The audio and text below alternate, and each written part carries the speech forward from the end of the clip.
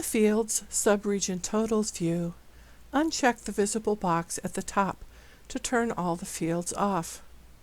Check the boxes for subregion, some Hispanic, and some white to turn them on.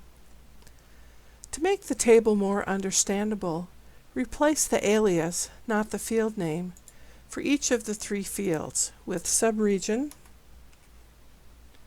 Hispanics,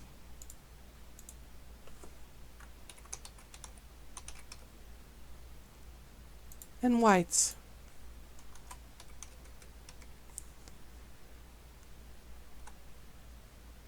Click Fields, Changes, Save.